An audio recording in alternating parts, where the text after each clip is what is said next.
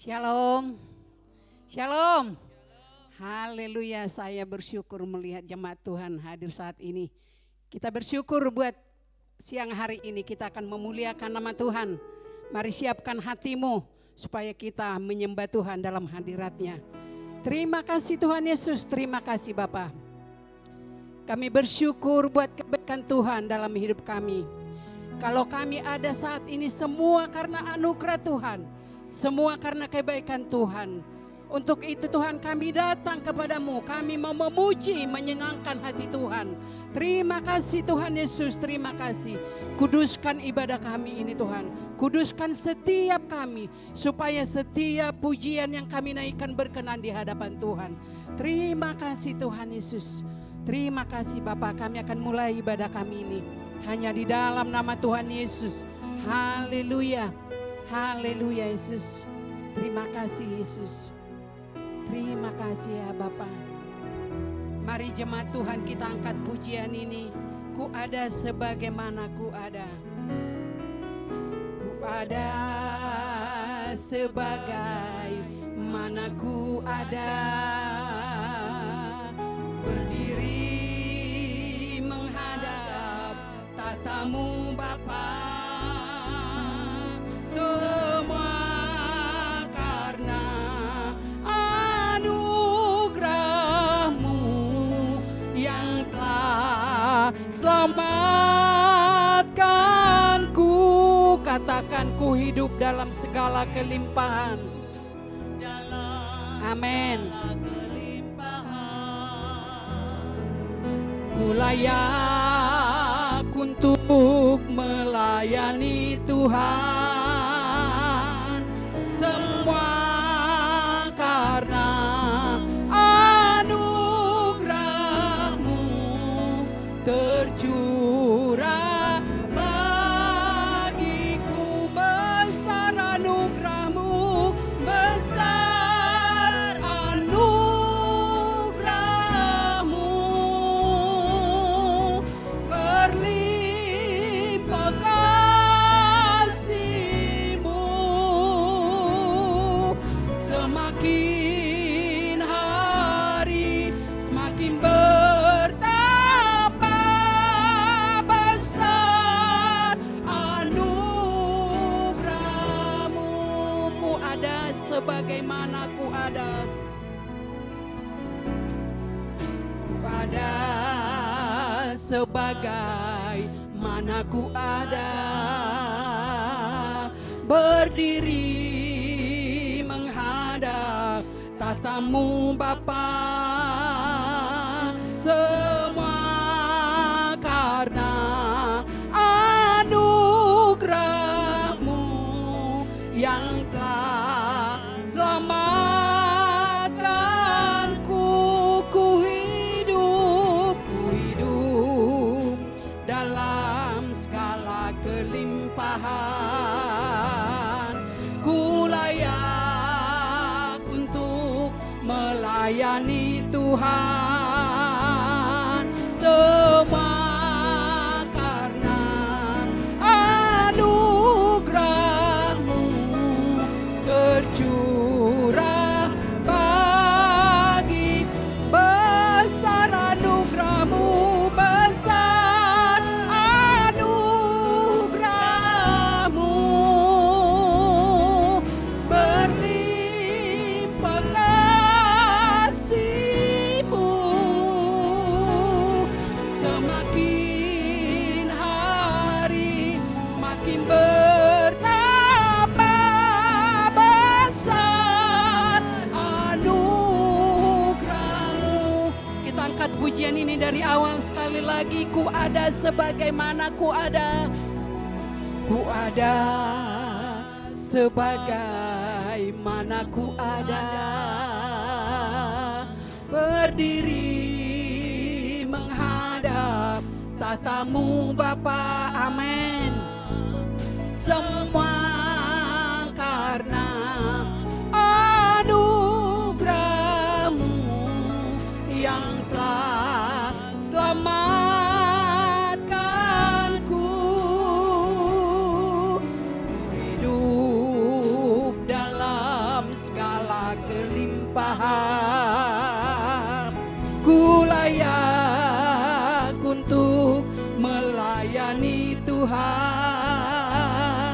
semua karena anugerah-Mu tercurah bagi besar anugerah-Mu, besar anugerah-Mu, berlimpah kasih-Mu, semakin hari semakin bertambah besar anugerah-Mu, besar anugerah-Mu, besar anugerah-Mu, berlimpah kasih-Mu, semakin hari semakin bertambah besar anugerah-Mu, besar anugerah-Mu, anugerah-Mu. Amin. Ya, kasih Tuhan melimpah dalam hidup kami. Semakin hari semakin bertambah besar anugerah-Mu. Jemaat Tuhan, angkat pujian ini, besar anugerah-Mu, besar anugerah-Mu, berlimpah kasih-Mu. Amin. Semakin hari semakin bertambah besar. Sekali lagi naikkan, besar anugerah-Mu Tuhan, besar anugerah-Mu, berlimpah kasih-Mu, semakin hari semakin bertambah besar anugerah-Mu. Sama-sama kita angkat pujian ini, besar anugerah-Mu Tuhan. Amin. Ya. Ya.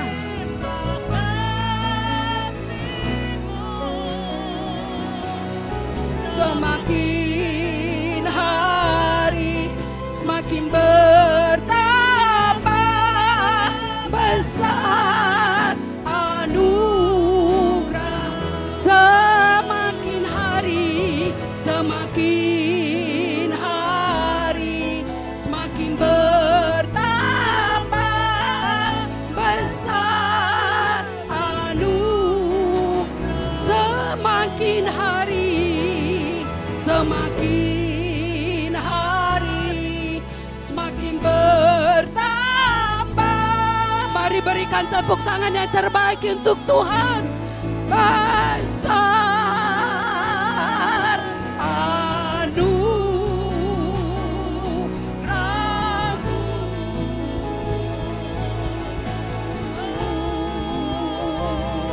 besar anugerah-Mu Tuhan, kasih setia-Mu Tuhan tidak pernah berkesudahan dalam hidup kami. Kami menyembah-Mu Tuhan, kami agungkan nama-Mu Yesus. Glory bagi-Mu Tuhan. Haleluya, haleluya, haleluya. Terima kasih Yesusku, terima kasih buat anugerah-Mu, terima kasih buat keselamatan yang Tuhan berikan. Terima kasih Bapa, Terpujilah namamu Tuhan. Haleluya. Engkau Yesus kami yang baik. Yesus baik, sangat baik dalam kehidupan kami. Terima kasih Yesus. Terima kasih. Ya Yesus baik. Jemaat saya undang untuk bangkit berdiri. Amin.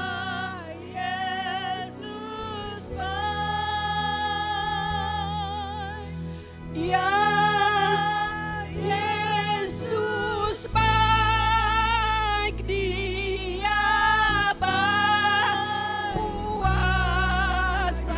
Ya Yesus baik. Haleluya. Ya Yesus baik.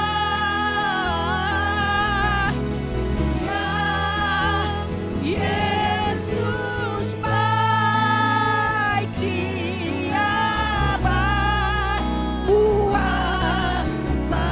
Ya Yesus baik. Ya haleluya.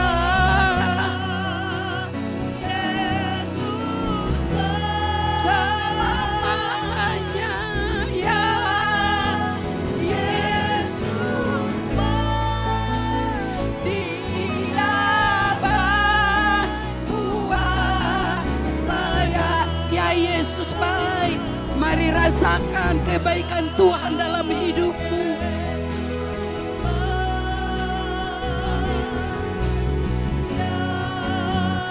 Yesus, Yesus baik. Ya Yesus baik, Dia berkuasa. Ya Yesus baik. Ya Yesus baik. Haleluya. Yesus selamanya. Ya Yesus baik, Dia buat saya. Ya Yesus baik. Ya Yesus baik. Ya Yesus baik. Ya Yesus baik. Dia buat saya. Dia baik buat saya. Dia baik buat saya. Haleluya. Haleluya. Haleluya. Yesus baik, sangat baik dalam kehidupan kami. Kami bersyukur Tuhan buat kebaikan Tuhan dalam hidup kami. Terima kasih Yesus. Terima kasih Bapa.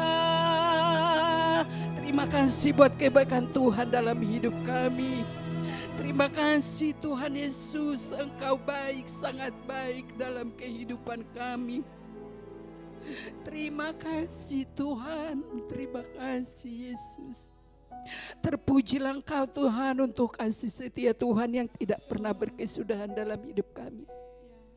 Sebentar kami mau menaikkan doa syafaat kami. Jemaat saya persilahkan untuk duduk kembali. Terima kasih Yesus.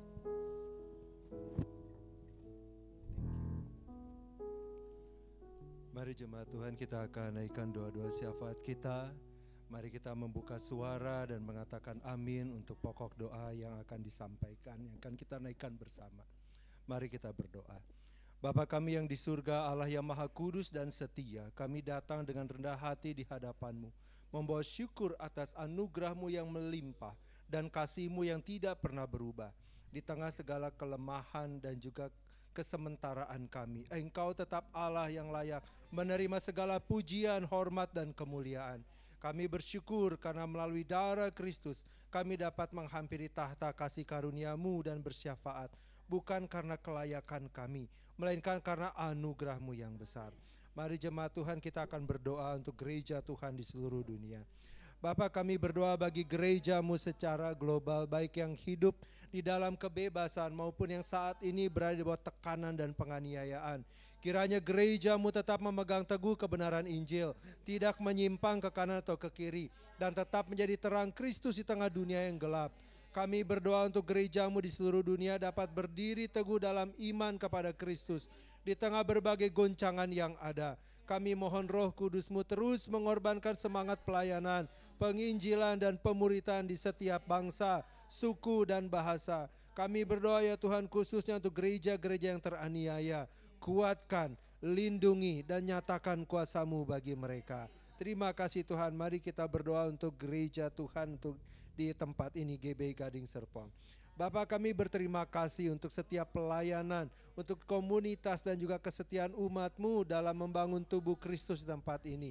Kami berdoa untuk para hamba Tuhan. Kami berdoa untuk gembala sidang kami, Ibu Jenny, seluruh ketua bidang, seluruh ketua kategorial. Kiranya Engkau melindungi, menguduskan, dan memperlengkapi mereka dalam mengembalakan domba-domba-Mu dengan kasih dan hikmat dari Tuhan.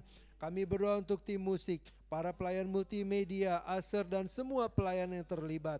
Tuhan, teguhkan hati mereka dalam pelayanan yang tulus dan tidak mengandalkan kekuatan sendiri, tetapi mengandalkan kuasa dari Roh Kudus. Bapak, kami juga berdoa untuk kelompok kategorial, untuk sekolah minggu, untuk teens, youth, WBI, kaum pria, Alpha.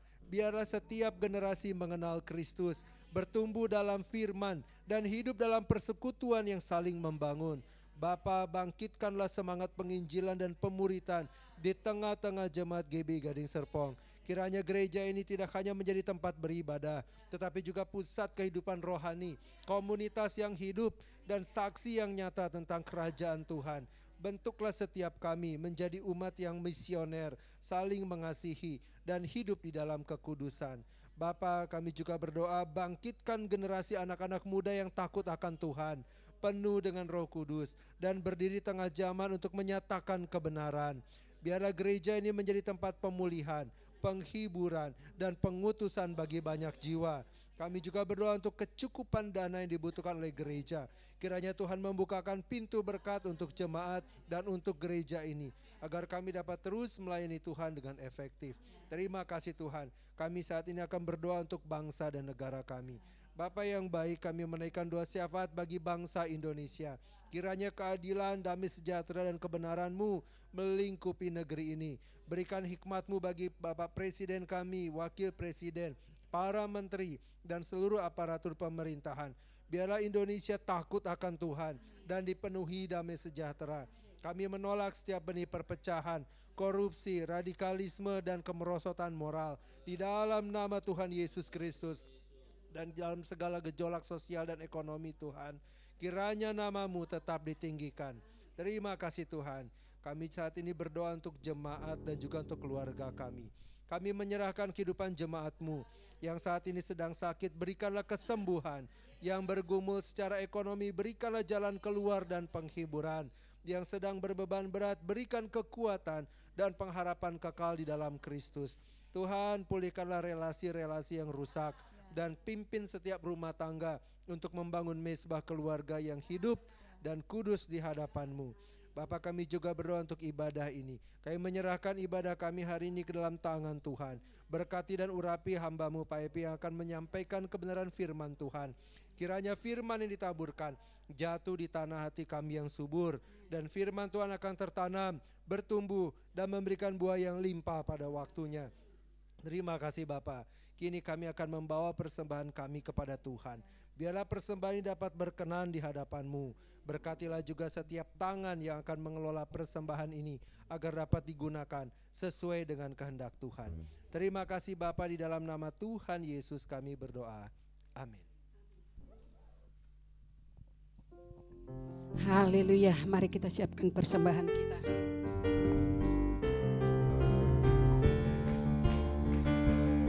Haleluya. Mari bangkit, serukan nama Tuhan Yesus. Bangkit, serukan nama Yesus. Maju, nyatakan kuasa-Nya. Kita buat iblis gemetar, kalahkan tipu dayanya dengan amin. Bangkit, serukan nama Yesus.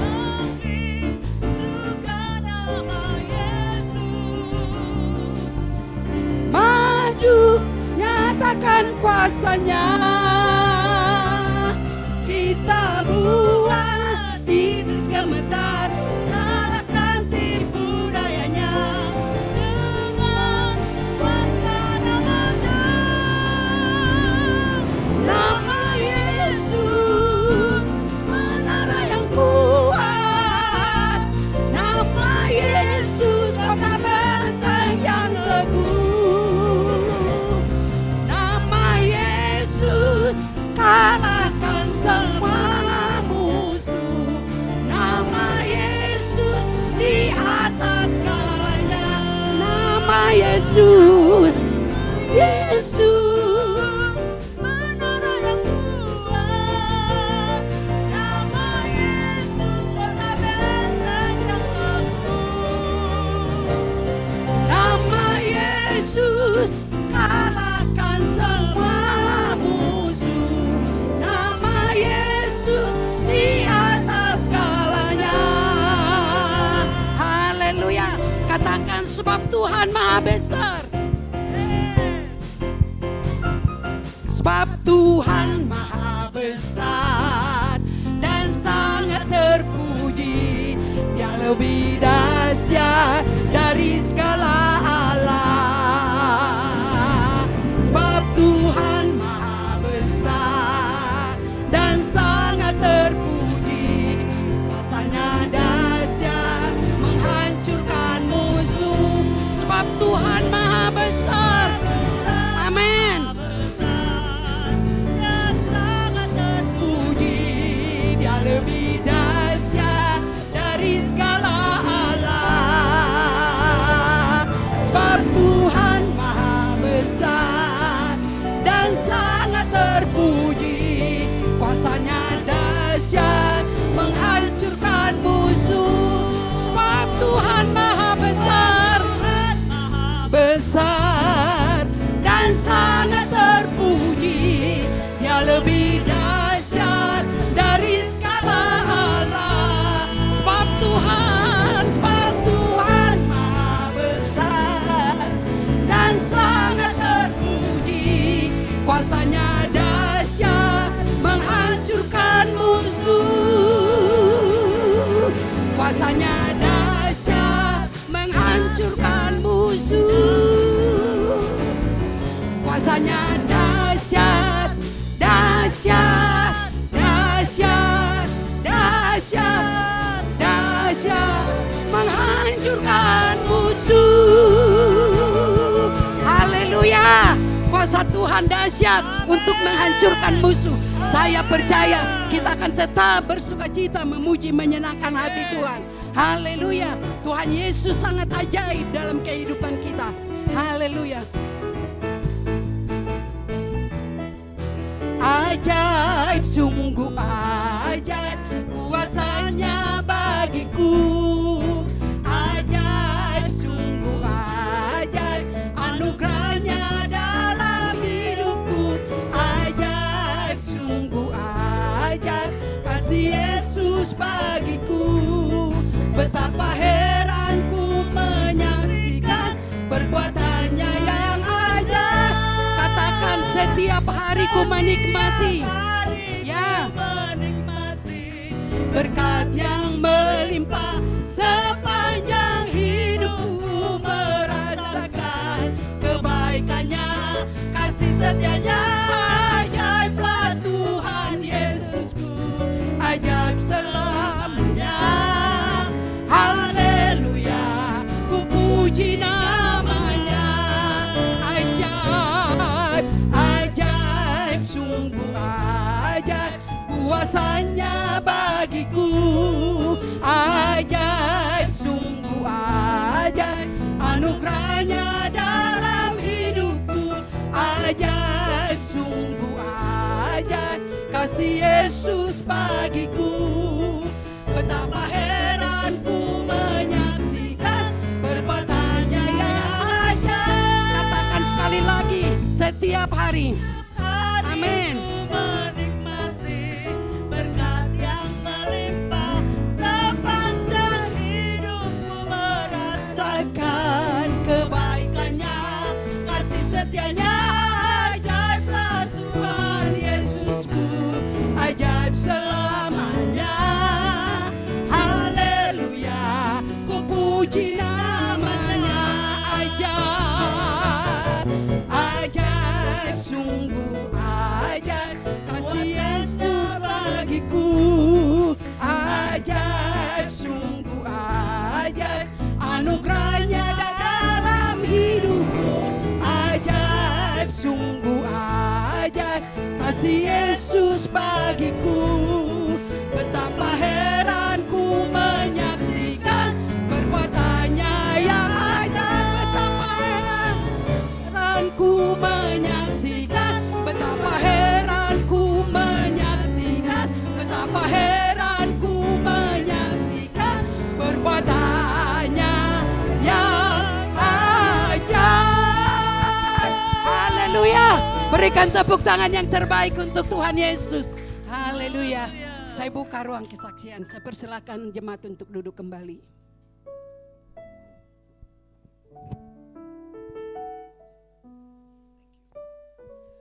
Shalom Bapak Ibu Saudara sekalian.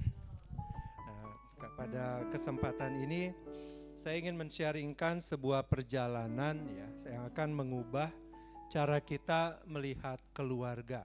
Ya, cara kita membesarkan anak. Ya, bahkan cara kita memahami panggilan kita sebagai orang tua. Nah, terima kasih untuk Ibu Gembala yang telah memberikan kesempatan untuk kami dapat bergabung dalam program ini dan juga untuk saya dapat men-sharingkannya pada kesempatan ini. Bapak Ibu yang terkasih di dalam Tuhan, nama program ini adalah The Parenting Project. Ya, sebuah inisiatif dari Cahaya Bagi Negeri untuk menolong kita semua melatih diri menjadi orang tua yang lebih baik, yang lebih bijaksana dan lebih relevan di tengah tantangan zaman ini. Nah, kita semua tahu ya Bapak Ibu Saudara sekalian, menjadi orang tua itu bukanlah suatu hal yang mudah ya. Tidak ada sekolah formal yang mempersiapkan kita untuk menghadapi tantrumnya anak umur 3 tahun ya. Tidak ada sekolah formal yang mengajarkan kita bagaimana kita menghandle konflik dengan remaja yang mulai kritis. Ya, kemudian tekanan kehidupan digital yang merampas waktu kebersamaan keluarga. Atau bahkan bagaimana kita menghadapi pasangan kita sendiri. Ya. Namun kabar baiknya kita tidak sendirian dan kita tidak perlu mengandalkan insting kita atau pengalaman masa lalu semata. Ya. Nah, melalui The Parenting Project ya, ini terdapat 7 modul yang dapat menyentuh inti persoalan keluarga masa kini. Mungkin saya secara singkat sampaikan, yang sudah kita jalankan itu adalah menjadi teladan baik ya. Karena sebelum anak-anak mendengar apa yang kita ajarkan, mereka itu melihat bagaimana kita hidup. Ya, kita ini adalah bioskop, ya, pusat perhatian, tontonan bagi anak-anak kita, entah kita sadar atau tidak. Kemudian juga ada tangki emosi anak yang mempelajari bagaimana mengisi kebutuhan emosional anak agar mereka bertumbuh secara sehat, jasmani dan rohani. Kemudian yang terakhir kemarin ini membangun kedekatan ya. Kedekatan ini bukan sekedar ada secara fisik dalam rumah yang sama, tetapi hadir secara penuh di hati anak-anak kita. Nah, kedepannya kita akan mempelajari juga mengenai batasan dan disiplin, bagaimana menjadi seorang ayah, kemudian juga seksualitas yang sehat dalam keluarga, juga orang tua sepanjang masa. Nah, selain itu juga terdapat modul tambahan yang sangat relevan, yaitu adalah bagaimana otoritas orang tua. Di tengah dunia yang sangat menjunjung kebebasan, bagaimana kita sebagai orang tua itu bisa memimpin keluarga dengan otoritas yang benar dan sehat. Kemudian juga ada tambahan untuk rumah tangga digital yang membantu keluarga kita menavigasi dunia digital dengan bijaksana. Lalu bagaimana dengan orang tua di mana papa dan mama bekerja? Ya, bagi orang tua yang bekerja bagaimana tetap hadir dan bisa terhubung dengan anak. Kemudian juga ada tambahan bagaimana membawa anak percaya kepada Tuhan. Karena misi terbesar kita bukan sekedar membesarkan anak yang sukses, tetapi terutama anak yang mengenal dan mengasihi Yesus. Nah, program ini diadakan pada minggu kedua dan keempat setiap bulannya. Ya, kita tahu waktu kita berharga, tapi kita juga percaya tidak ada investasi yang lebih penting daripada investasi iman, termasuk dalam keluarga.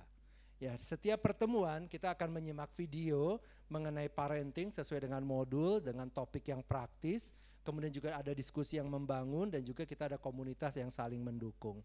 Nah, apa manfaatnya bagi kita yang hadir dan mengikuti program ini? Kita akan tentunya dibekali prinsip firman Tuhan dan bagaimana menerapkannya secara praktis. Kita akan merasakan perubahan yang nyata bagaimana relasi kita dengan anak dan juga dengan pasangan kita. Dan yang paling penting, kita sedang menanam benih untuk generasi masa depan yang kuat, lebih sehat daripada kita, dan juga lebih mengasihi Tuhan. Bapak Ibu, parenting bukan soal kesempurnaan. Gak ada perfect parent tuh gak ada ya. Tetapi bagaimana kesediaan kita untuk terus bertumbuh. Mungkin kita punya luka dan kepahitan di masa lalu yang secara sadar maupun tidak sadar mempengaruhi bagaimana kita berelasi dengan pasangan, berelasi dengan anak kita. Nah, ini juga terjadi kepada kami ya. Saya dan Bu Uli ternyata memiliki luka masa lalu yang harus dipulihkan sehingga kami tidak meneruskan kesalahan tersebut kepada anak-anak kami. Stop sampai di kami saja. Ya. Nah, di dalam The Parenting Project ini adalah suatu ruangan aman bagi kita untuk bertumbuh bersama. Ya, di dalam diskusi kita bukannya menjelek-jelekan orang lain, bukan kita nanti ngomong-ngomong si itu tuh begitu, enggak Bapak Ibu Saudara sekalian, tetapi kita bersama-sama belajar. Bagaimana saya ternyata memiliki luka masa lalu sehingga saya bereaksi begitu kepada orang lain. Oh, ternyata Bapak Ibu yang lain ada juga luka masa lalu yang baru terungkap. Nah, ini harus dibereskan. Dan siapa yang akan menikmati keuntungannya? Bapak Ibu dan juga keluarga Bapak Ibu sendiri. Ya, nah mari bergabung. Ya, mari menjadi orang tua yang hadir untuk anak. Bukan hanya sekedar fisik, tapi bagaimana kita ada untuk mereka. Bagaimana kita menjadi orang tua yang berdampak. Orang tua yang membawa terang Kristus bagi anak-anak kita di tengah keluarga kita. Mari Bapak Ibu, saya mengundang. Hadirlah dalam The Parenting Project. Dan mari kita bertumbuh menjadi orang tua yang lebih baik bagi anak-anak kita. Mereka gak bisa milih mau punya orang tua seperti apa. Tetapi kita bisa memilih bagaimana kita akan memberikan yang terbaik bagi anak-anak kita. Ya, itu ada hak mereka. Ya, hak mereka untuk mendapatkan yang terbaik dari kita. Maka Bapak Ibu Saudara sekalian, bagi saya pribadi adalah suatu hal yang tidak adil kalau kita tidak maksimal untuk anak-anak kita. Kita di masa lalu babak belur, ya, gak ada sekolah jadi orang tua. Mungkin orang tua kita memperlakukan kita dengan tidak tepat, tapi bukan berarti kita boleh begitu kepada anak-anak kita. Dan di dalam The Parenting Project kita belajar bagaimana kita ada untuk mereka. Kita dulu punya luka, jangan kita bikin mereka juga luka. Dulu orang tua kita kurang ideal bagi kita, sebisa mungkin kita bisa ideal buat anak-anak kita. Itu adalah hak mereka, jangan ambil itu dari mereka Bapak Ibu Saudara sekalian. 2 jam mungkin terasa lama bagi kita kalau kita hitung-hitungannya soal uang. Tapi kita bicara soal anak kita. Seberapa penting anak kita bagi kita. Kalau 2 jam aja Bapak Ibu merasa, aduh sayang sekali, saya bisa melakukan ini, melakukan itu. Bapak Ibu tanya sendiri, pantas gak Bapak Ibu punya anak kalau kayak gitu? Ya, kita gak bisa mengatakan kita memaksa Tuhan, gak bisa. Tetapi dengan Bapak Ibu sudah dipercayakan anak, berarti ada satu tanggung jawab, ada kepercayaan yang Tuhan taruh untuk bagaimana membawa anak-anak kita kepada Tuhan. Itu hak mereka dan itu kewajiban kita sebagai orang tua. Jadi Bapak Ibu mari hadir di dalam The Parenting Project minggu depan. Dan mari kita bertumbuh menjadi orang tua yang lebih baik bagi anak-anak kita. Sampai berjumpa kembali di pertemuan The Parenting Project minggu depan. Tuhan memberkati.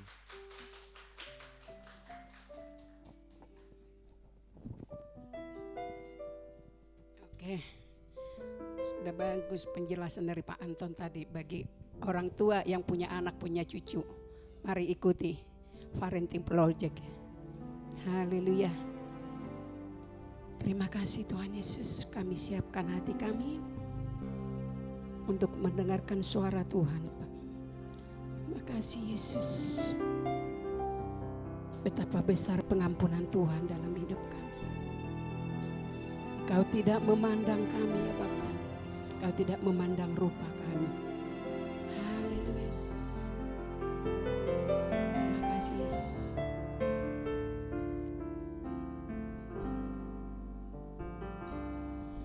Sejauh timur dari barat, Engkau membuang dosaku. Tiada kau ingat lagi pelanggaranku.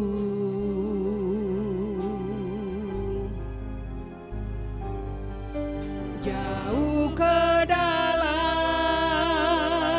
tubir laut, kau melemparkan dosaku.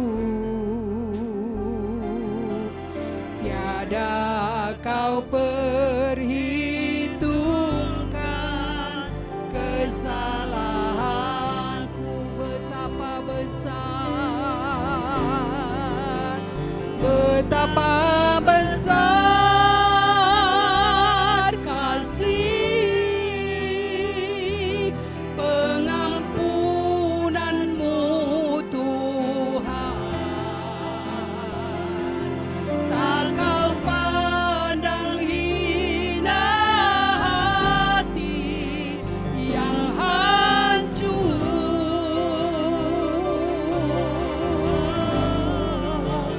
Ku berterima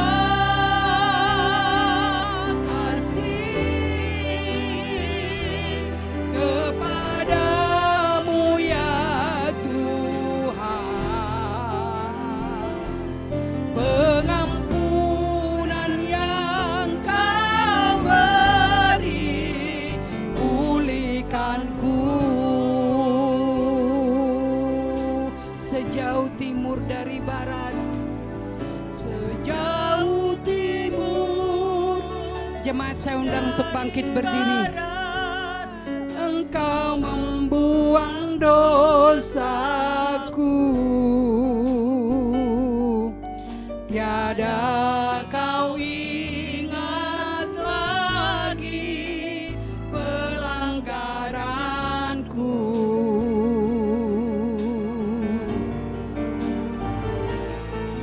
Jauh ke dalam tubir laut, kau melemparkan dosaku.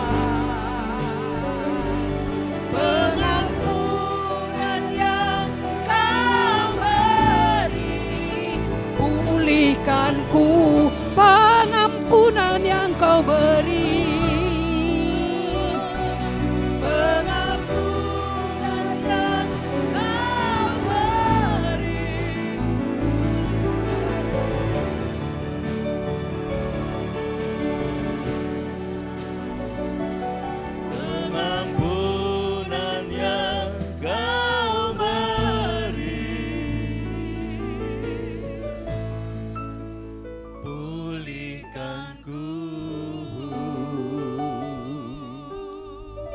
kasih Tuhan buat berkat-berkat Tuhan yang masih kami rasakan sampai saat ini. Bukti Tuhan begitu mengasihi kami. Sebentar kami akan mendengarkan kebenaran firman Tuhan.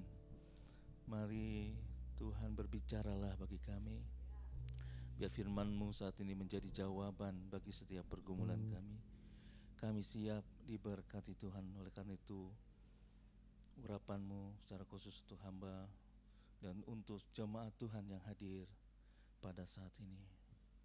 Biar kami boleh rasakan kebaikan-kebaikan Tuhan melalui pendengaran kami mendapat kebenaran dari firman Tuhan. Terima kasih Bapa, kami siap diberkati Tuhan. Dalam nama Tuhan Yesus kami sudah berdoa dan bersyukur. Amin. Silakan duduk Bapak Ibu. Shalom.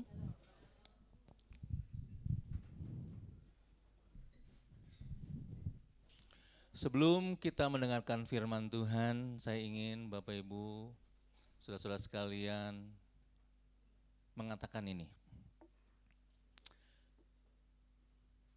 Taruh tangan kanan Anda di dada Anda, katakan, firman ini untuk saya dan untuk kebaikan saya. Firman ini untuk saya dan untuk kebaikan saya. Sekali lagi, 1, 2, 3. Firman ini untuk saya dan untuk kebaikan saya. Terima kasih. Saya pastikan bahwa firman Tuhan hari ini ya berorientasi pada Injil Kristus. Karena ada banyak gereja-gereja Tuhan, juga para pendeta, ya, itu benar namanya Kristen, tapi belum tentu Kristus yang menjadi pusat pemberitaan mereka. Ya, hati-hati kalau di YouTube tuh, buka di YouTube, ada banyak pengajaran-pengajaran yang menyimpang. Sehingga apa? Sehingga banyak orang Kristen yang hidupnya jadi penuh beban. Jadi tiap hari harus melakukan ini, harus melakukan itu, tanpa diberi dasar yang betul-betul dan motivasi yang jelas, ya. Tapi tiap hari dikasih motivasi dan motivasi, ya. Kalau kita hari ini kita punya dasar yang jelas, yaitu Kristus. Amin. Amin. Membawa jemaat Tuhan untuk terus memandang Tuhan, dan gereja kita ini gereja yang keren. Maksudnya apa? Gereja kita termasuk gereja yang berpusat kepada Kristus. Katakan amin. Haleluya. Oke, tema kita hari ini tentang pengampunan dan penerimaan. Oke, coba dibuka Alkitabnya, Lukas 15 ayat 11 sampai 32. Ini sebuah narasi yang lengkap dengan plotnya, ya, penokohan dan sebagainya. Jadi saya mengajak Bapak Ibu, kalau membaca perumpamaan, ya, membaca perumpamaan, itu coba bayangkan sejelas-jelasnya, sedalam-dalamnya di dalam benak kita. Ya, jadi kita bisa ngikuti alur ceritanya begitu. Ya. Oke, kita baca di Lukas 15 ayat 11 sampai 32. Bisa dimunculkan enggak? Minta tolong dong dimunculkan.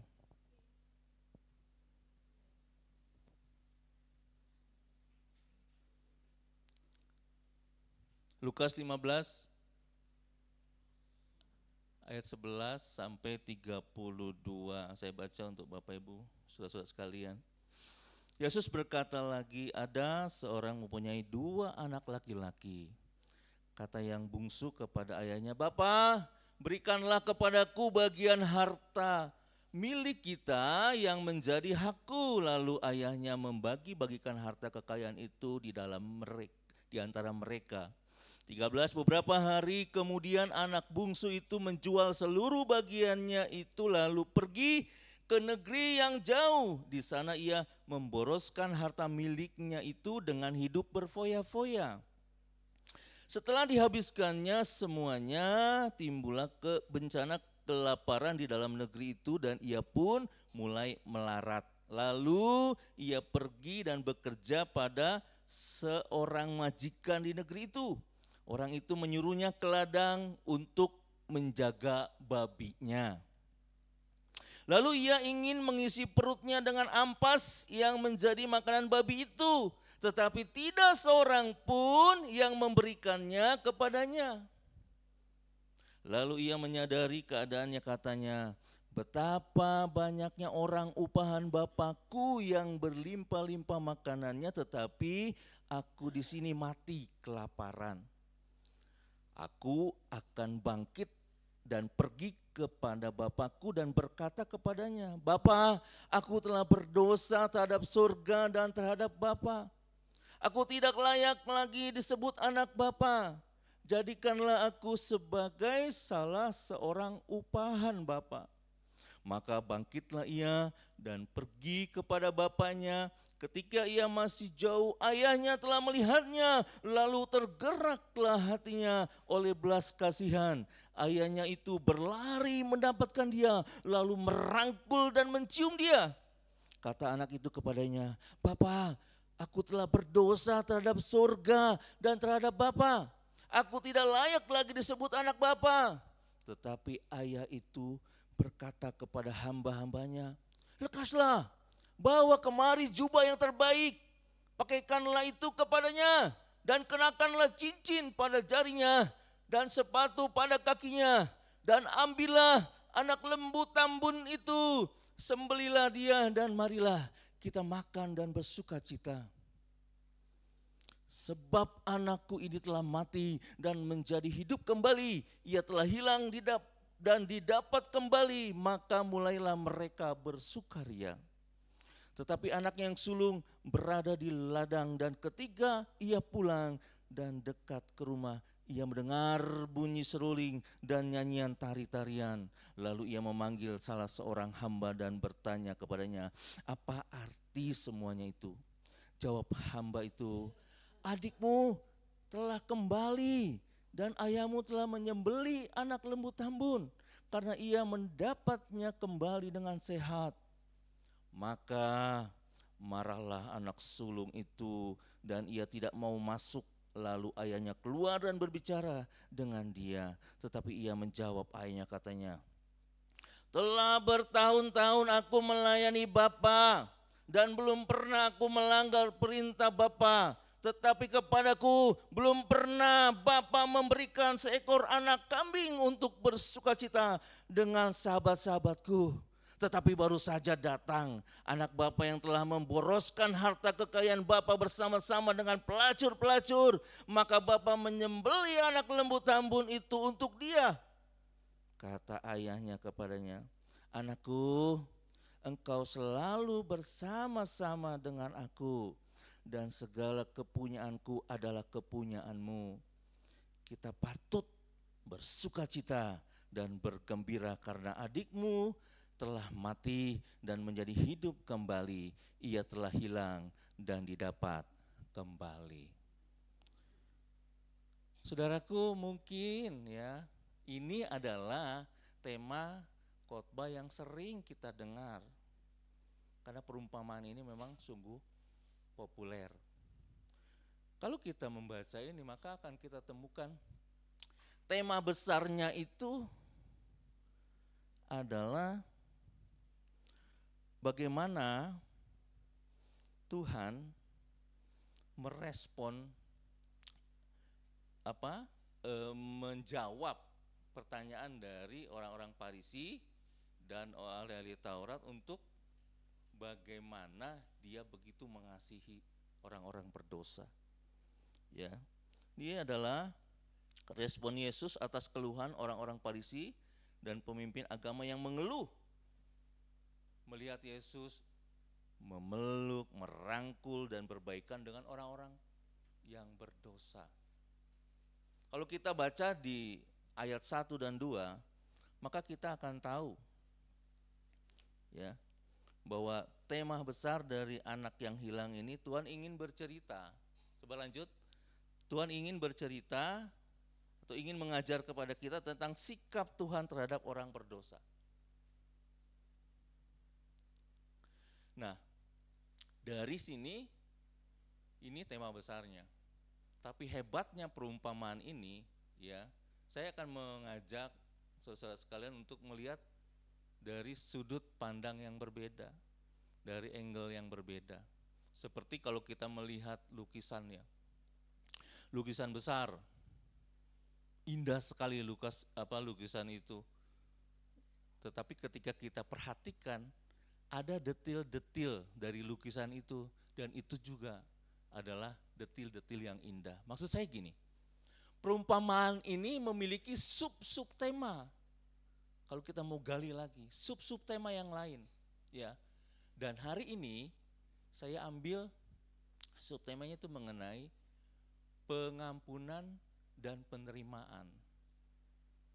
Ya.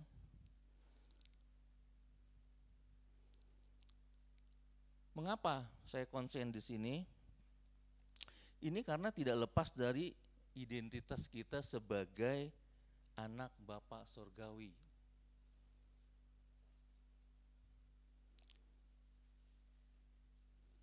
Coba di sini siapa yang berani menyatakan bahwa saya anak Bapa Surgawi? Coba angkat tinggi-tinggi. Coba sama-sama kita katakan, saya anak Bapa Surgawi. Puji Tuhan. Nah, ini penting nih, ya. Ini bukan bicara orang lain, tapi ini bicara kita. Kita akan lihat posisi kita di mana. Ya. Mengapa saya mau mengupas ini? Yaitu identitas kita sebagai anak Bapa Surgawi terkait pengampunan dan penerimaan. Ada dua alasan. Yang pertama, sadarkah kita bahwa predikat kita sebagai anak Bapa itu jangan-jangan merupakan predikat yang terpenting di dalam diri kita, ya, dari semua predikat-predikat lain. Kita tahu bahwa kita sebagai orang Kristen kan banyak predikat sebetulnya, ya. Kita sebagai domba, sebagai surat yang terbaca, betul? Sebagai mempelai Kristus, betul? Ya. Tapi jangan-jangan predikat ini nih, predikat ini yang terpenting bagi kita sebagai anak Bapa Surgawi. Coba kita ingat bagaimana Tuhan Yesus mengajar kita berdoa. Matius 6 ayat 9 sampai 13. Doa kita dimulai dengan kata Bapa kami yang di surga. Di situ tidak tertulis Raja kami yang di surga. Di situ tidak tertulis Gembala kami yang di surga. Walaupun itu juga bisa dikatakan benar. Ya.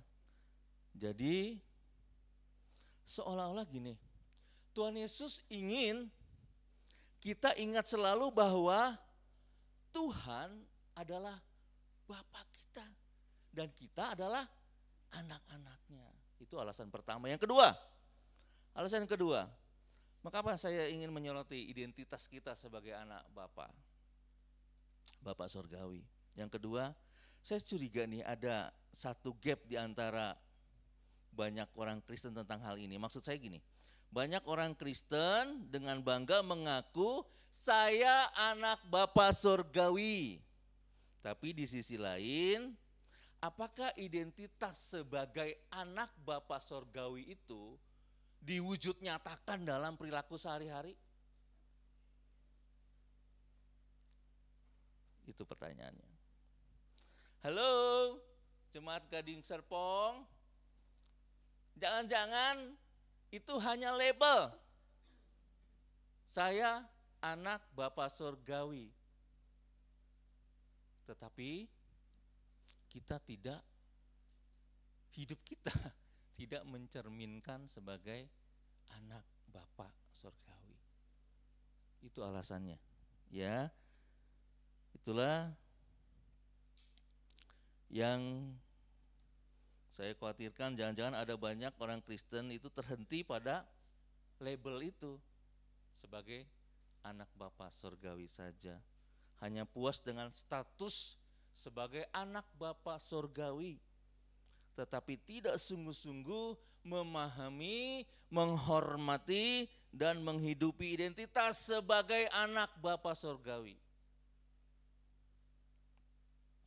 Itu sebabnya berdasarkan perumpamaan ini, ya, kita akan lihat ada 4 hal yang kita akan cermati dari identitas diri kita sebagai anak Bapa Surgawi yang mendapat pengampunan dan penerimaan.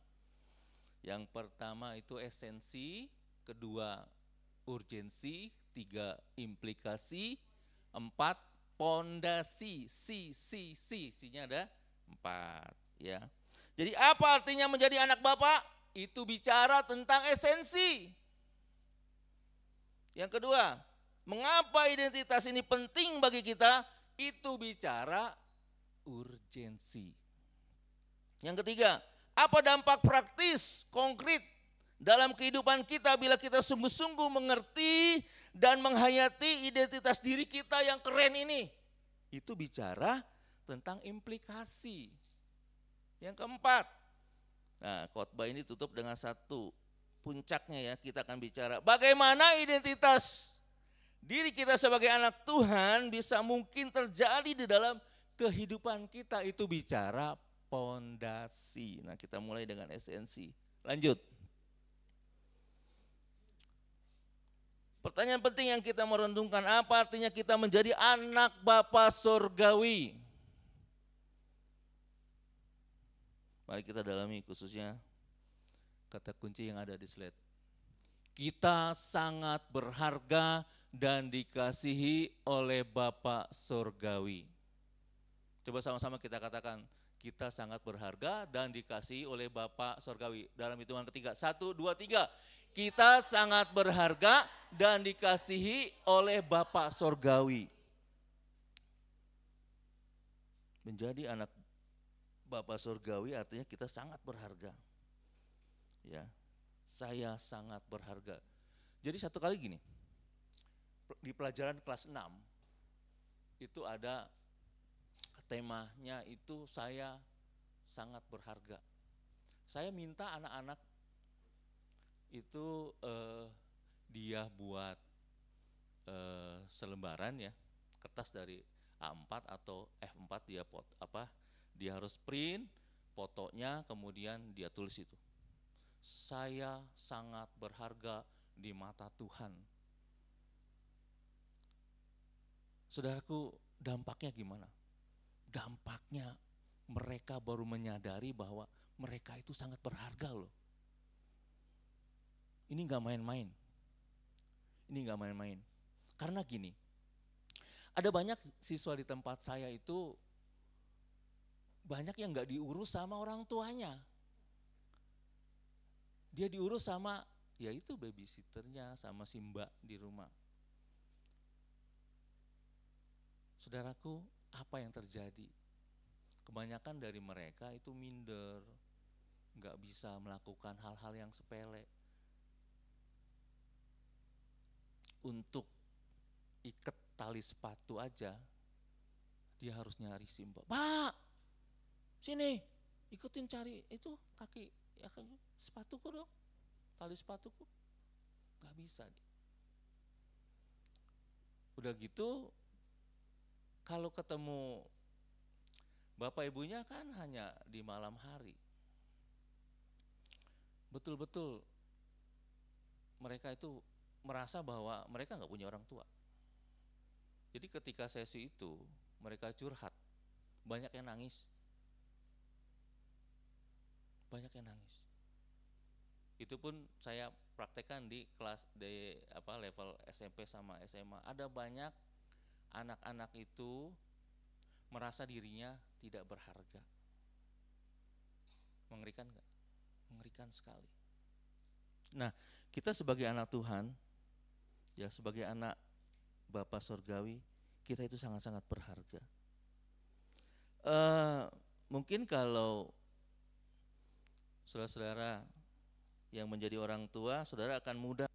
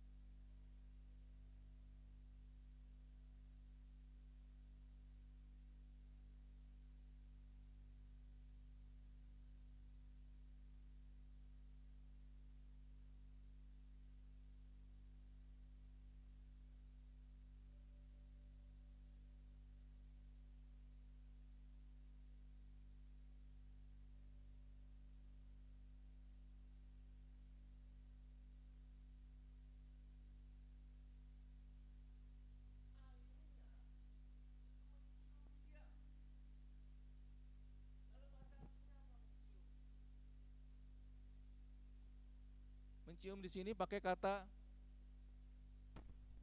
filio. Mencium enggak mencium cipika-cipiki gini. Waktu pernikahan ya, undangan begitu ketemu cipika, enggak. Ini mencium pakai kata filio. Itu menciumnya bertubi-tubi. Menciumnya tuh bertubi-tubi. Kata ini juga dipakai waktu orang berdosa di Lukas 7 ayat 36 sampai 50. Perempuan berdosa dengan air matanya membasahi kaki Yesus, dia mengusap kaki Yesus dengan rambutnya dan mencium kaki Yesus. Jadi menciumnya itu enggak sekedar mencium, tapi mencium bertubi-tubi. Dan harus kita ketahui bahwa si bungsu ini waktu dia dirangkul dan dicium sama ayahnya itu masih bau babi. Bayangkan, masih bau babi, masih bau kotoran babi.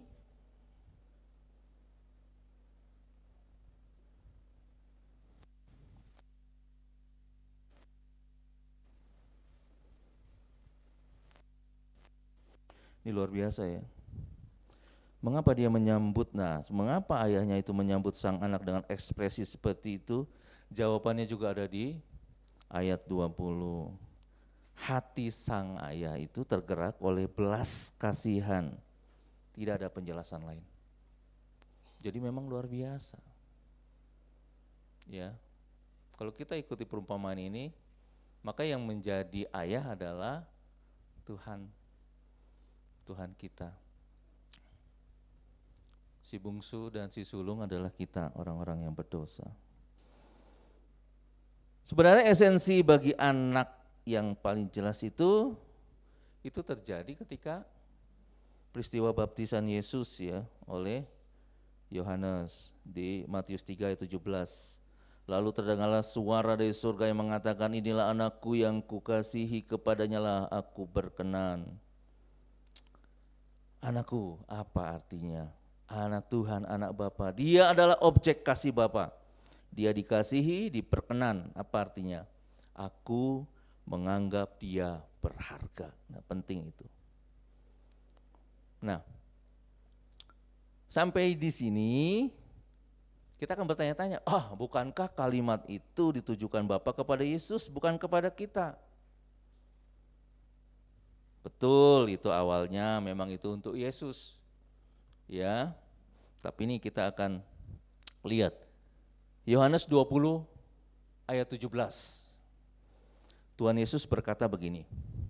Kata Yesus kepadanya, janganlah engkau memegang aku sebab aku belum pergi kepada Bapa, tetapi pergilah kepada saudara-saudaraku dan katakanlah kepada mereka bahwa sekarang aku akan pergi kepada Bapakku dan Bapamu, kepada Allahku dan Allahmu. Yesus berkata kepada Maria Magdalena, sekarang aku pergi kepada Bapakku, ketahuilah Bapakku sekarang menjadi Bapamu. Apa artinya? Kalimat ini juga berlaku untuk kita, saudara-saudaraku. Apa yang Bapa lakukan pada Yesus? Bapa mengasihi Yesus, Yesus berharga di mata Bapa. Demikian juga sekarang kita berharga di mata Bapa. Amin. Kita berharga di mata Bapa.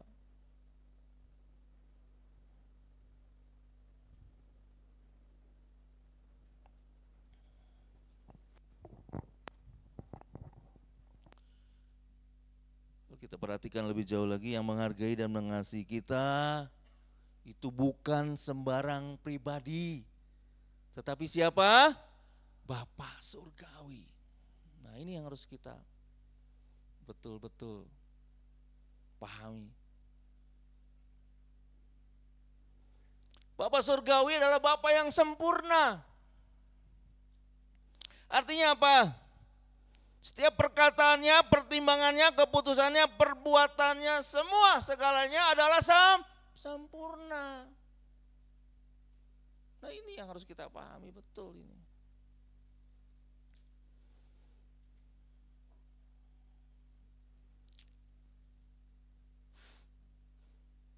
Maka ketika kita disayang oleh Bapa Surgawi, Tuhan yang sempurna itu artinya apa? Artinya Bapa menghargai dan mengasihi kita dengan kasih yang sempurna. Katakan amin.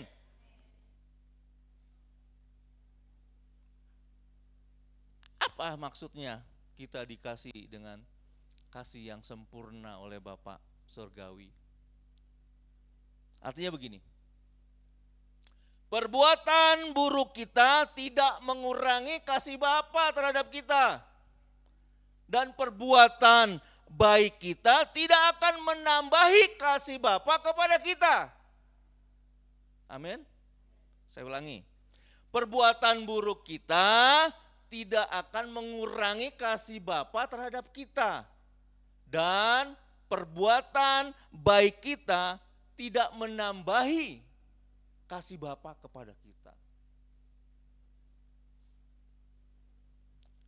Kita dikasihi secara sempurna oleh Bapa. Ini luar biasa. Coba lihat si bungsu. Si bungsu itu kurang ajar banget. Ya, nanti jemaat Tuhan coba baca lagi. Lukas 15 ayat 11 sampai 32. Kita akan temukan si bungsu itu kurang ajar banget. Betul, kurang ajar banget. Dia minta warisan ketika bapaknya masih hidup. Artinya apa? Dia nyumpahin bapaknya mati. Kan kurang ajar itu.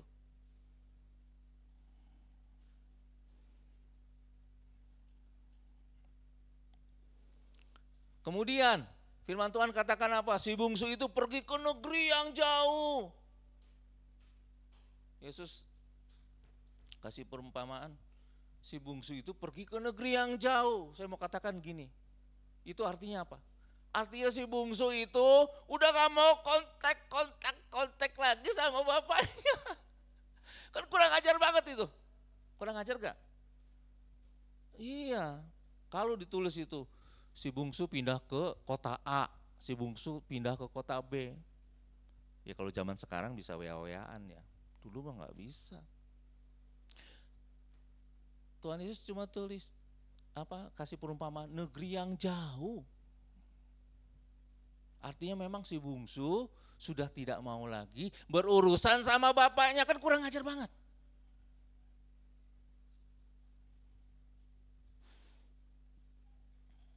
Dia tidak mau ada hubungan lagi sama bapaknya.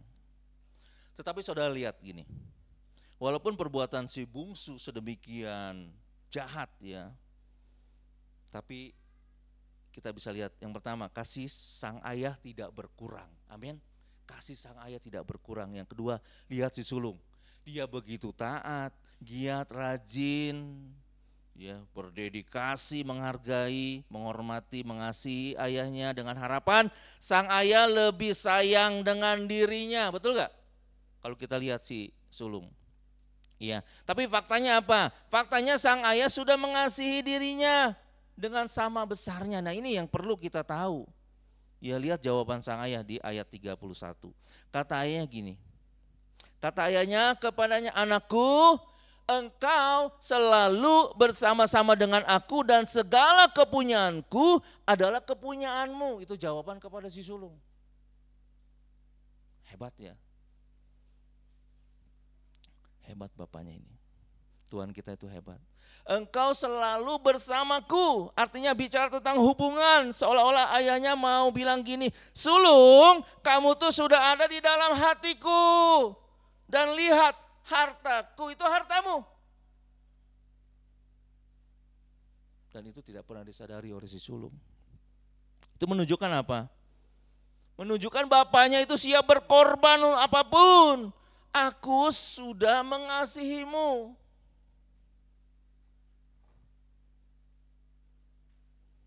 Lihat, itu tidak menambahi kasih Allah kepada kita. Kasih Allah sudah sangat sempurna, itu maksudnya. Ini luar biasa. Saudara, mengapa saya menekankan hal ini? Nah penting, ini kaitannya juga dengan penjelasan tadi dari Pak Anton ya. Karena banyak di antara kita jangan-jangan begini. Jangan-jangan tidak memiliki figur ayah yang baik. Ya, figur ayah kandung yang kejam, figur ayah yang suka memukul, suka menendang, figur ayah yang suka bohong, figur ayah yang memang enggak jadi figur yang baik.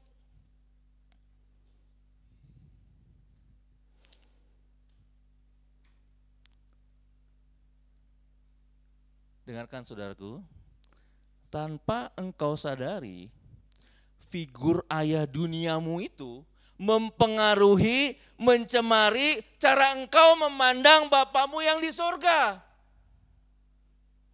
Nah, ini bahaya.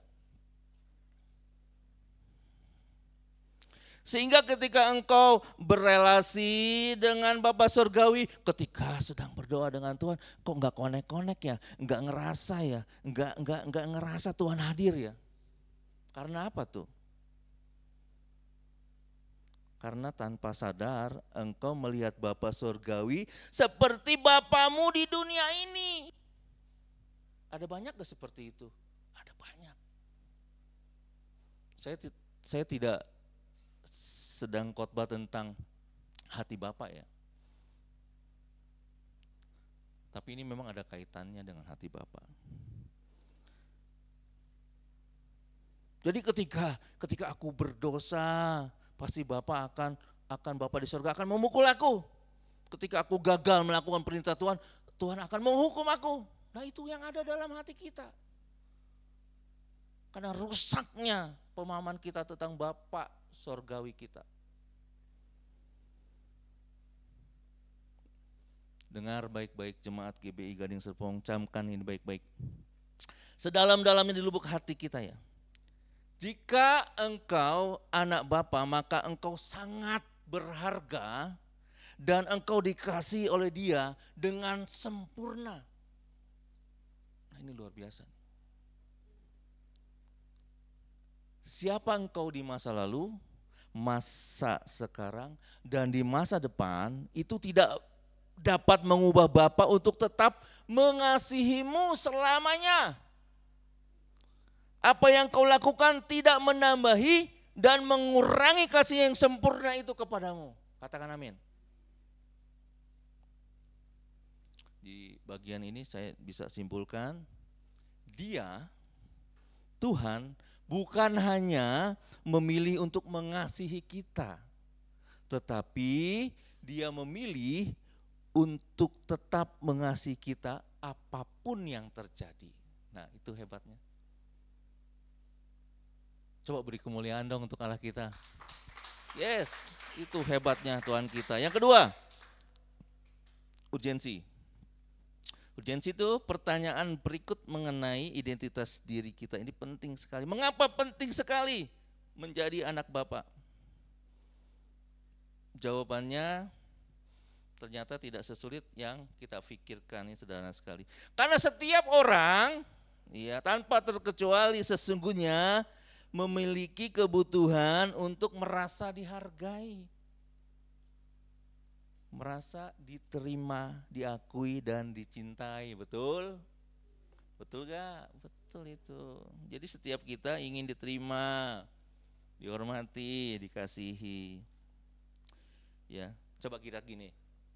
Kita coba telusuri hidup kita. Kita telusuri hidup kita ya. Kita cari uang. Kita enggak salah cari uang banyak-banyak. Kita sekolah tinggi-tinggi, setinggi-tingginya. Ya. Sampai strata yang paling tinggi. Ya kan?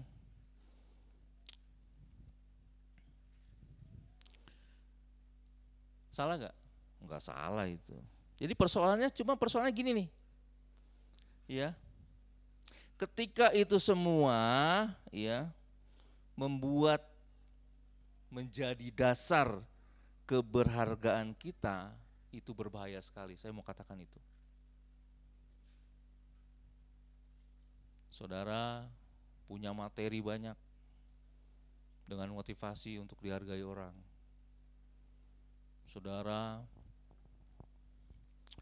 punya gelar tinggi-tinggi dengan harapan dihormati orang. Dan persoalannya ketika itu semua menjadi dasar keberhargaan kita, itu bahaya sekali. Itu bahaya sekali.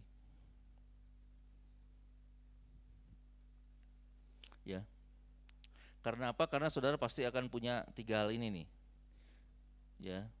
3 hal ini. Yang pertama, kalau kamu berhasil, kamu akan menjadi orang yang sombong. Pernah gak dengar orang gini? Ditanya sama sama temannya, kok itu bisnis hebat banget itu, sekarang udah beli apartemen lagi, udah beli ruko juga, terus wah pokoknya penjualan naik terus. Gimana ininya kok? Dia sepertinya merendah, dia jawab begini, kamu tahu gak, aku tuh mulai bisnis dari nol, bahkan minus. Minus maksudnya apa? Boleh ngutang. Tapi ya kalau udah begini ya, pernah gak dengar begitu? Dia tidak pernah melibatkan Tuhan. Dia menganggap pencapaian dan itu pemberian Tuhan ya sebagai keberhargaan dia. Ini bahaya sekali.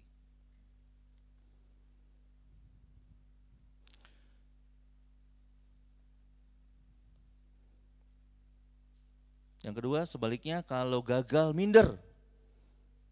Karena tidak ada dasar untuk merasa ya, dia harus berharga.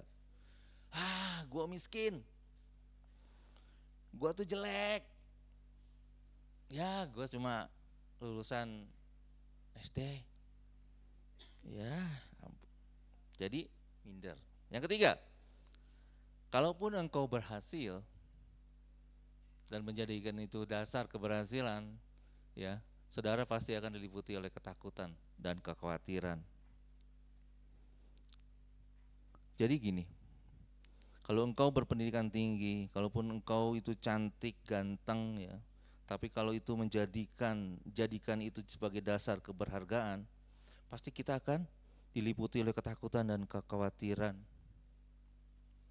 Orang yang kaya raya itu memang hidupnya enak. Takut, anaknya takut diculik. Ya, dia enggak bebas. Enggak bebas. Kemudian yang cantik. Memangnya cantik terus. Lama-lama keriput dan peot.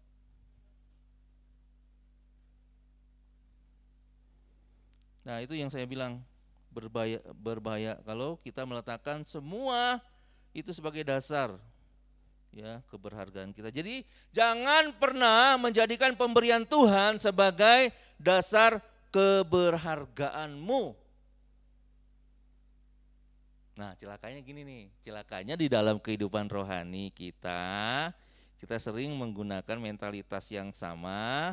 Kita memakai usaha kita sendiri untuk meraih penghargaan dan kasih Tuhan atas kita. Oh, saya rajin beribadah. Oh, saya rajin melayani. Saya jadi pemimpin di gereja. Saya memberi bukan cuma per puluhan, per 20-an, per 30-an, bahkan per 50-an. Tapi semangatnya supaya apa? Supaya saya disayang sama Tuhan. Sekali lagi, usaha menjadi dasar bagi kita untuk keberhargaan di mata Tuhan itu berbahaya sekali. Ya, karena semua itu karena apa? Karena Tuhan yang begitu baik kepada kita. Nah, ini yang dicerminkan oleh si bungsu waktu dia pulang ke rumah. Dia mau jadi upahan ayahnya dengan harapan apa? Dia melakukan pekerjaan itu dengan baik, maka ayahnya akan kembali menerima dia dan mencintai dia. Saudara sadar gak bahwa itu adalah jantung semua agama? Ya, ini adalah mentalitas agamawi. Kita berbuat amal, kita melayani, supaya apa? Supaya Tuhan menerima dan mengasihi kita. Itu mentalitas agamawi. Tetapi perumpamaan ini menghancurkan paradigma itu. Amin. Ya. Jadi ada gak orang berpikiran seperti itu? Banyak. Banyak sekali pelayan-pelayan Tuhan, dia ingin supaya apa? Supaya Tuhan lebih lagi mengasihi dia. Itu salah. Itu salah. Karena kasih Tuhan itu tetap. Sekalipun engkau baik, Tuhan tidak akan menambahi kasih-Nya kepada kita. Sekalipun perbuatanmu buruk, ya, Tuhan tidak akan mengurangi kasih-Nya kepada kita. Nah, ini yang harus kita tahu. Tuhan mengajarkan bahwa pengampunan dan penerimaan itu kasih Bapa terhadap kita bukan upah. Sekali lagi, Tuhan mengajarkan bahwa pengampunan dan penerimaan kasih Bapa terhadap kita itu bukan upah atas apa yang engkau lakukan kepadanya.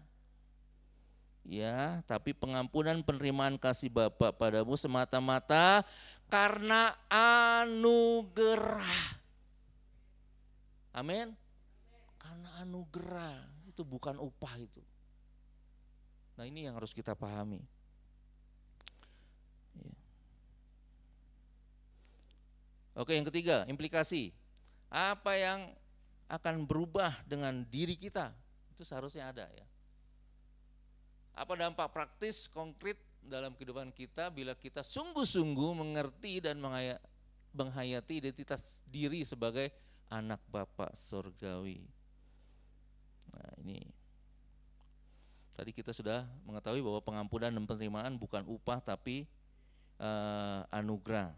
Ya, saudara, kalau ini hanya upah maka saudara tidak akan betul-betul sukacita.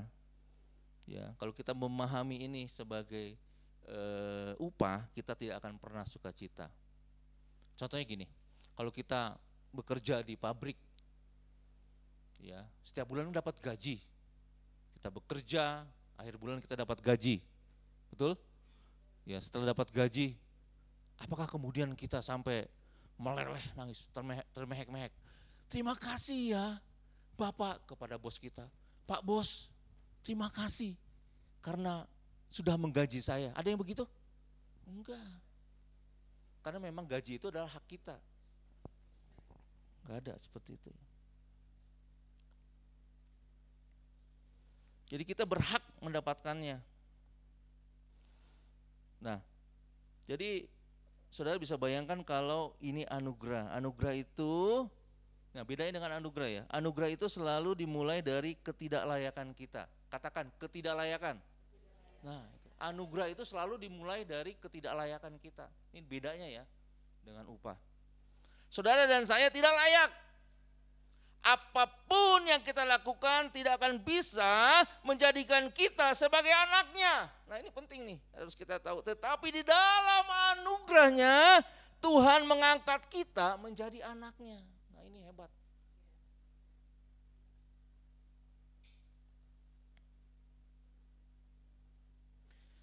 Jadi kalau kita sadari kenyataan itu akan memunculkan rasa syukur yang besar dalam hidup kita. Itu bisa terekspresi ketika kita ya seperti ini kita ibadah. Ya, saudara-saudara, ketika kita memuji Tuhan, silakan ya saudara bisa lari sana lari sini, oh puji Tuhan, loncat-loncat, silakan. Itu ekspresi kita, itu antara kita dengan Tuhan kita. Ya, jangan diem. Orang di WL udah WL, ya. Jadi yang gini. Ya ampun. Itu tidak mewujudkan rasa syukur yang besar itu. Ya, itu implikasi yang pertama. Sekarang implikasi yang kedua. Saudara mengerti dan menghayati identitasmu sebagai anak Bapa, ini dengar baik-baik, khususnya para pemimpin dan para pelayan. Engkau tidak akan mudah dihancurkan oleh pujian dan kritikan orang lain. Kenapa? Orang bisa dihancurkan karena pujian atau kritikan, kenapa? Karena mereka menggantungkan keberhargaannya itu pada pendapat orang lain. Ketika dipuji, aduh, Oma bisa aja gitu kan. Ih, hebat banget tadi, suaranya bagus betul. Oma bisa aja, palanya besar.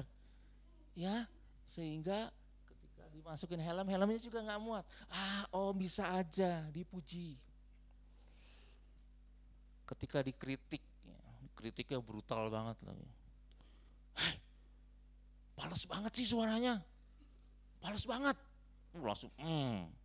langsung dia gini, ngambek. Tapi di sini nggak ada ya, di gereja lain banyak seperti itu. Jadi kita menggantungkan keberhargaan kita itu menurut pendapat orang lain. Nah, ini bahaya sekali, ya. Jadi kita harus lihat. Ketika kita dipuji kita menjadi sombong, ketika kita dikritik kita seperti apa? Seperti balon yang kempes, hilang keberhargaannya. Ya. Tetapi kita harus hayati ini. Saya berharga dan saya dikasihi karena apa? Karena pengampunan dan penerimaan Tuhan, maka pujian tidak akan membuat saya sombong. Kritik tidak akan menghancurkan saya. Karena apa? Saudara dan saya berharga di mata Bapa. Amin. Nah, ini yang harus kita tahu. Itu implikasi kedua. Implikasi yang ketiga, identitas kita sebagai anak Bapa surgawi akan memberikan pada kita motivasi yang tepat untuk ketaatan dan pertobatan kita. Jadi gini, hati-hati ya. Jadi ketika tadi Bapak Ibu mendengar khotbah saya yang mendengar khotbah saya baik-baik dari awal, mungkin Bapak Ibu akan mengira saya itu penganut hyper grace ya, seolah-olah segala perbuatan buruk kita tidak mengurangi kasih Bapa terhadap kita. Kalau begitu, gua buat dosa aja sebanyak-banyaknya. Enggak begitu. Ya, salah itu, salah berpikir gitu. Ya. No, tidak seperti itu. Jangan pernah berpikir gitu. Begini, anugerah itu bukan surat izin untuk kita berbuat dosa. Yang sepakat katakan amin. Ya. Jadi justru kalau kita mengalami anugerah Tuhan, mengalami hati Bapa yang mengasihi kita, hati kita itu bisa cair, bisa meleleh seperti es krim jam 12 malam, jam 12 siang di aspal panas gitu, meleleh kita. Ya, karena hati kita penuh dengan ucapan syukur. Ya.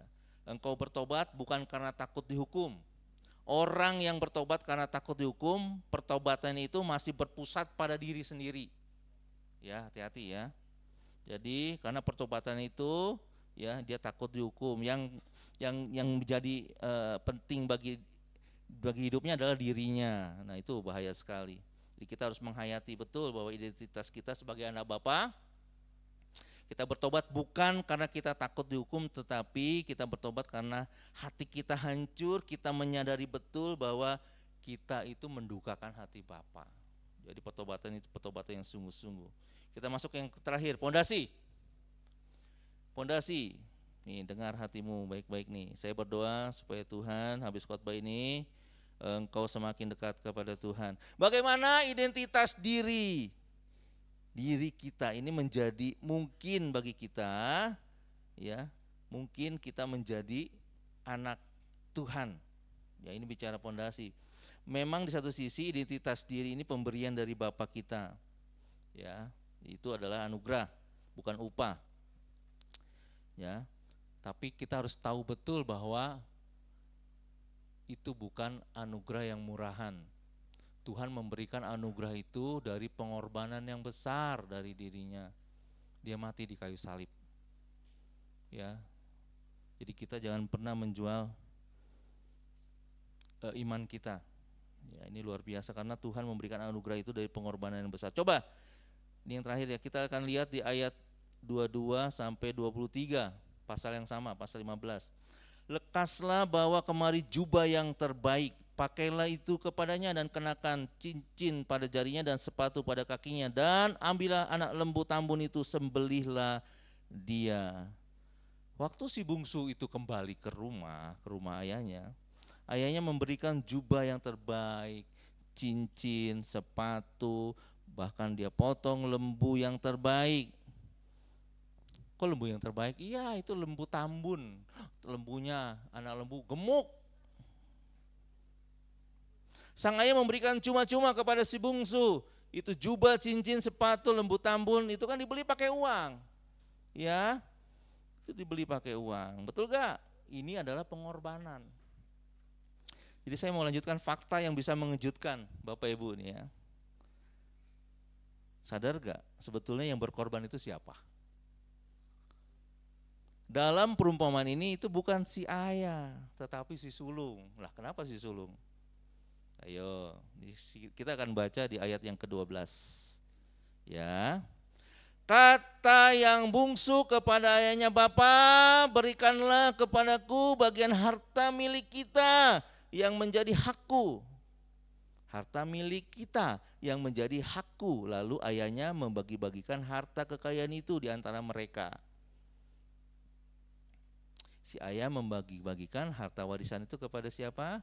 Hanya kepada si bungsu? Tidak, tetapi juga kepada si sulung. Menurut hukum Yahudi, kalau ayah punya 2 anak, maka si bungsu hanya mendapat 1/3 harta, maka si sulung mendapatkan 2/3 harta dari ayahnya.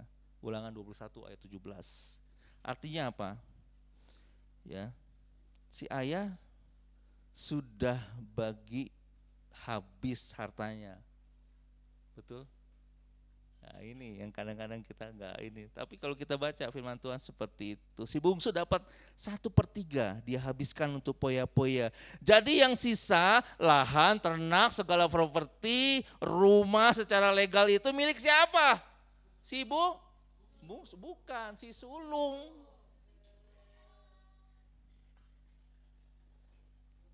Nah, dengar dalam perumpamaan ini, ya. Jadi jubah, cincin, sepatu, lembu tambun secara legal itu punya si sulung. Ya. Dalam perumpamaan ini, ya, si sulung begitu marah, geram, tidak rela berkorban demi si bungsu. Si ayah memiliki anak bungsu yang begitu membenci anak bungsunya dalam kisahnya. Nah, ini kita harus lihat karena ini kita adalah gereja yang berpusat kepada Kristus. Semua berpusat kepada Kristus. Dalam kisah hidup saudara dan saya, Bapak Surgawi memiliki anak sulung yang berbeda dengan perumpamaan yang kita baca tadi. Berbeda 180 derajat. Kita memiliki anak sulung yang begitu, kakak sulung yang begitu mengasihi kita. Siapa kakak sulung dalam Bapak Surgawi? Mari kita baca Roma 8 ayat 29. Sebab semua orang yang dipilihnya dari semula, mereka juga ditentukannya dari semula untuk menjadi serupa dengan gambaran anaknya, supaya ia, anaknya itu, menjadi yang sulung di antara banyak saudara. Kita baca lagi Ibrani 1 ayat 6. Dan ketika ia membawa pula anaknya yang sulung ke dunia, ia berkata semua malaikat Allah harus menyembah dia. Anaknya, huruf besar. Jadi siapa anak sulung Bapak Surgawi? Anak sulung Bapak Surgawi sejati adalah Yesus Kristus. Dia datang dari surga menjadi manusia untuk mencari saudara dan saya. Saudara dan saya, yaitu si bungsu yang hilang. Amin. Luar biasa. Kalau dalam perumpamaan tadi kita baca, perumpamaan pasal 15 ini, si sulung itu tidak menerima si bungsu, tetapi pada kenyataannya dalam hidup kita, dalam kehidupan saudara dan saya, kita mempunyai kakak sulung yang berbeda jauh dengan si sulung di perumpamaan pasal 15 ini, Lukas pasal 15 ini. Kakak sulung yang mau berkorban untuk kita. Haleluya. Itu yang harus kita terus pegang dan imani, ya. Ini luar biasa. Di atas kayu salib Yesus berkata, "Ya Allahku, mengapa engkau meninggalkan aku?" Yesus di atas kayu salib mengalami penolakan dari Bapa Surgawi. Karena apa? Karena dia menanggung dosa manusia. Dia mengalami penolakan supaya saudara dan saya sekarang untuk selamanya mengalami pengampunan dan penerimaan dari Bapa Surgawi. Ini luar biasa. Saya undang pemain musik untuk maju ke depan. Jadi apabila setiap kali engkau meragukan kasih Bapa, tiap kali orang sekelilingmu mengatakan, engkau bodoh, engkau tidak berharga, tiap kali iblis mengintai di pintu hatimu dan mengatakan hal itu, lihat saja pada salib Kristus, pandang salib Kristus, maka engkau akan mendengar dari dalam lubuk hatimu yang terdalam, Bapa berkata, Dia memanggil namamu. Engkaulah anak yang kukasihi, engkau berharga bagiku. Amin untuk firman Tuhan. Haleluya.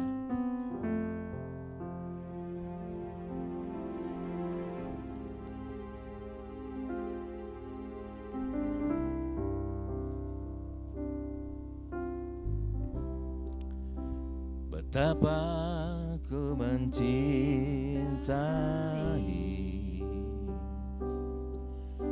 segala yang telah terjadi, tak pernah sendiri jalani hidup ini, selalu menyertai.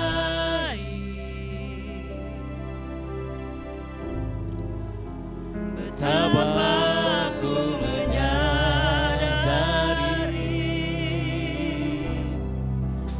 di dalam hidupku ini, Kau selalu memberi rancangan terbaik oleh karena kasih.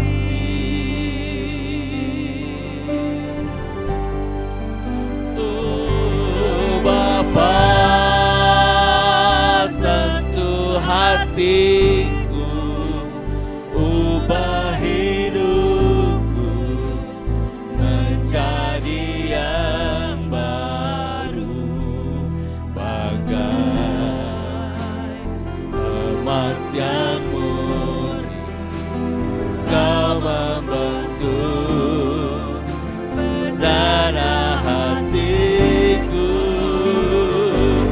Bapa,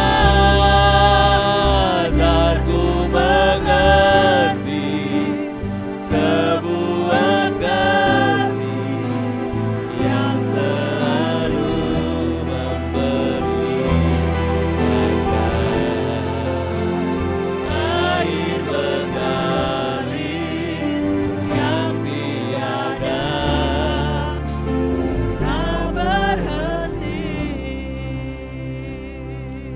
Ini refleksi bagi kita semua. Siapakah kita dalam kisah ini? Apakah kita masih hidup dalam penyesalan karena kegagalan masa lalu dan merasa tidak layak disebut anaknya? Atau kita hidup dalam pelayanan tetapi pelayanan yang tanpa kasih?